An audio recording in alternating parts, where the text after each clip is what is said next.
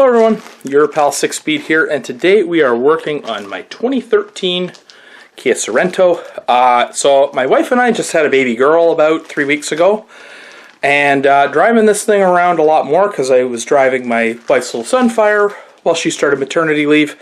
I didn't really notice it until I was off on parental leave for a couple weeks, and every time you took off from a stop there'd be this almost this pop or a kind of a click that came from somewhere in the driveline when you go to accelerate. Well, looking around, there's a TSB out on these that says that there is a little spacer here.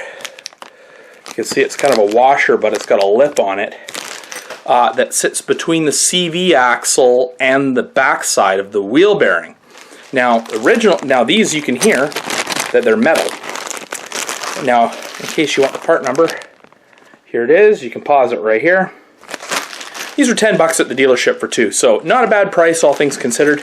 So what happens is these guys will break and disintegrate, and then it's actually the splines and the axle clicking back and forth when you go to accelerate. So I did have an issue with a similar sound earlier on. Turns out that the jack shaft splines were all dirty and rusty and they needed to be cleaned up and a little bit of grease applied, and then that went away. And then the noise kind of came back again, and after doing that job about a year ago, again, just to make sure it wasn't it, I noticed that the spacer was broken on the passenger side. So we're going to do both today. So this isn't a super difficult job. It's a little bit involved, but if you have some mechanical know-how, you should be able to get it done. Basic set of hand tools is pretty much all you need. You're going to want a big old breaker bar in order to break the wheel bearing free. You're probably going to need a new cotter pin as well to hold the axle nut in place. And you're going to need a 32mm socket in order to break the bearing loose. So keep that in mind. So I'm going to try and see if I can make the noise. I actually have to move the car over a little bit since my wife had parked it a little close to the garbage bins here. So I'm going to start with the driver's side, then move on to the passenger side. It's also a little far in, so I'm going to back it up a bit. So hopefully we can get it to recreate the noise when I move the car.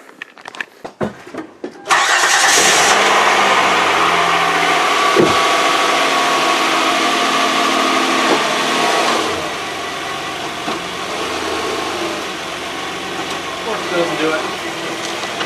Alright, so first things first is we want to get the wheel off. Now, notice how I'm up off the ground here, so if you're going to have trouble breaking this loose, if you don't have an impact gun and you need a cheater pipe, what I highly recommend, if this axle nut's really stuck in there, which this thing goes from 200 to 205 or something foot-pounds, it's 202 to 205, or maybe even tighter to line the castellations up. What you may want to do is pop the center cap out and then bolt the wheel on with two studs and then let the vehicle rest on the jack but with enough weight on the ground to where you can take a cheater pipe and break the axle nut loose. That way you're not putting a ton of load on the part gear. It's probably okay, but just a suggestion.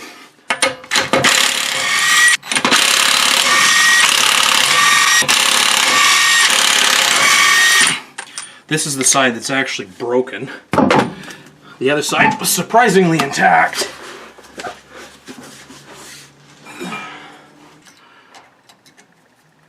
Oh, I hate these things.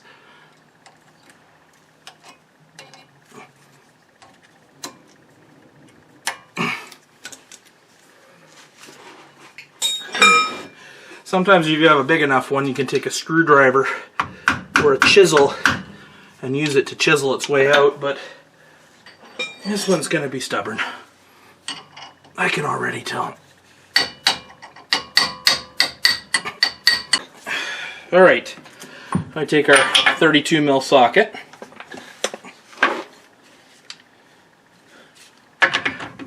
Take the BFG 9000. Well, that came off rather easy. That probably means that washer behind there is disintegrated enough for that axle to walk. Now, Rust Belt guys be jealous because look at that. That comes off real easy. I have had this one off a couple times, and yes, these brakes are a little worse for wear, and that's something I'm going to need to do pretty soon. Even though the pads are very thick, the rotors are a little bit warped. So that's going to be something to do soonish. Alright, so this is where the fun begins. So these bolts on the back are 17, and they're 19 on the front. Now you just have to be careful you don't damage this brake line. You can do this without taking the brakes apart. So first things first, we're going to take our ABS sensor and we're just going to remove it from this clip. That gives us a little bit more slack. Be careful you don't bend the dust shield here. So what we're going to do is we're going to loosen these off, and then we're going to use the breaker bar to spin these. These are not splined, so that they will spin in the bore. So that's how you can break them loose, and then we'll knock them back from the backside. Now right here is right about when you're going to want a cheater pipe, especially because I have to turn these upward and I can't put my body weight on it. That one wasn't so bad actually. These were ridiculously tight on the other side. Now the only way you're going to get a socket on the bottom one is with an extension, so you may need a wrench, a socket with a ratchet I might add. I don't think I'm going to get lucky on this one either.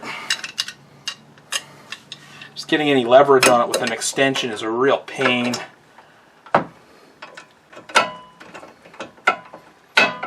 we go.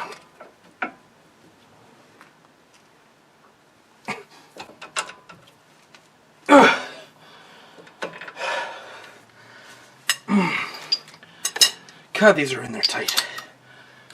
So again, careful not to put pressure downward on the brake line here, although since we're turning it counterclockwise, there we go, should be better. And then we can just zip these off with the gun, and then we'll spin them from the other side.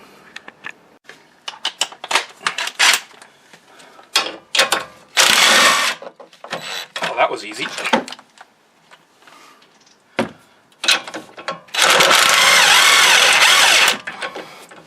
I'm actually going to have to hold this thing. I have had this side apart before because I had to work on the jack shaft that goes between the CV shaft and the transfer case. Okay, so this is where things get a little tricky. So you got to be careful of your ABS wire here, and you got to be careful of your brake line here. So we don't want to take the brakes apart. So we're going to pull out the two bolts. There we go. Now they're both out, and we can slip it out here. Again, watch your ABS sensor because this shaft likes to... There we go. There's a reason why we're replacing these stupid things. God, I hope the person that designed this has to play Squid Games. Dickhead. Seriously, 200 foot-pounds of torque and you put a plastic spacer behind it. And as you can tell, this thing's completely wasted. As you can see, this one's a little more intact. Now these have a dent in each side in 3 spots. So when you lay it on the bearing, it's not going to want to sit down. So you're going to want to take your punch and hammer and seat it down in there. All those little tabs do is they just kind of hold it on there. So you kind of got to push it into place. Okay, so it's a bit of a pain in the ass, but see how now we got this thing kind of holding on here. It doesn't need much, but what it'll do is it'll prevent this from popping out of place. So we're going to, actually, this is not too bad, but we're going to put a little more grease on these splines. It just stops them from getting rusty. Get the CV shaft down into the bearing. You may have to rotate the hub a little to get it to spin. And now this thing likes to, because of the sway bar link, likes to kind of snap into place. There we go. Once you get it started, it should just slip right back into place. Then what I like to do is take my center punch and put it in one of the holes. That'll hold it in place. And we're going to put our little bit of grease on the bolt, just on the shank. You don't need it on the threads. You can if you want. This is more rust proofing than lubrication. Now there's no alignment adjustment, at least on the factory struts. So we're going to take our nut. I believe this is a mechanical lock nut. We're going to take our punch out. It might want to move and rust here. So don't forget, while you're at it, put your ABS cable back in. I'm going to put a little grease on this bolt. And then we'll push it back into place so it lines up. So now we just got to tighten the 2 nuts down here. I'm going to come back with the breaker and really send them home.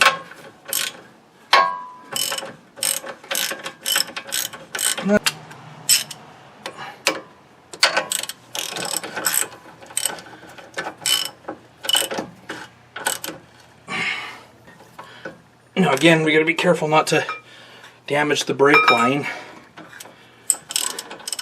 because that would be bad. I'm just going to hold this up away from the caliper. Don't forget we have the washer, and this end goes inside. So basically the conical shape faces inward towards the bearing.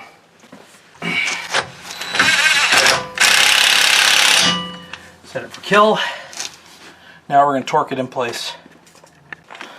So if you do not have a torque wrench, borrow one, rent one, I don't care. But this is very important to hold the bearing together, so we're going to have to torque it. So start at 202.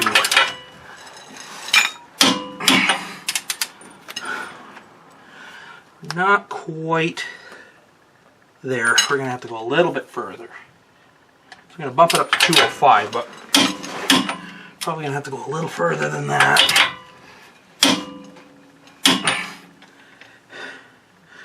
You don't want to go looser. That's for sure. Okay, so our castle's lined up. Now we're going to put this stupid cotter key through here. You're going to watch me struggle with it.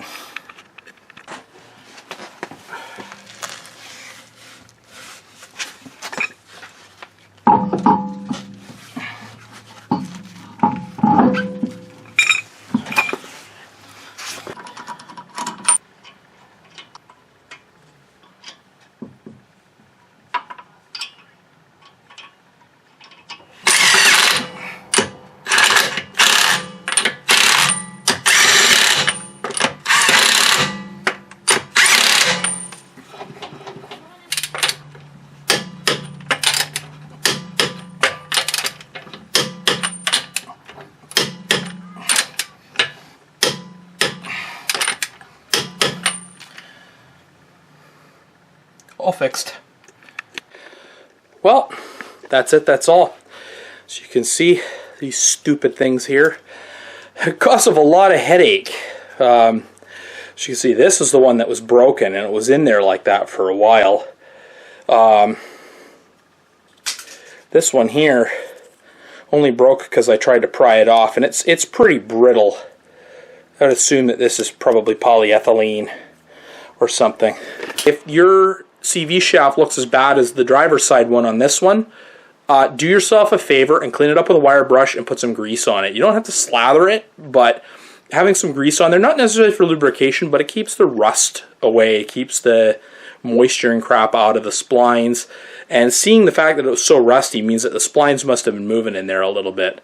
That was on the driver's side, didn't film that. I wanted to kind of get this procedure done so I knew what to do for the passenger side, which I knew that was going to be good because I remember that washer wasn't in the best of shape when I took that off before. And judging by how loose the axle nut was, because it came off real easy on the real hard on the driver's side and real easy on the passenger side, which led me to believe that the thing was disintegrated enough in there to not be holding torque on the axle properly. So yeah, it's all fixed, ready to go. I'm going to sign off, and I'm going to give my cars a wash before wifey and I have a little bit of a date day with the little one. So anyway, signing off. Follow me Facebook, Instagram, TikTok at 6Speed Dakota, and always here on YouTube.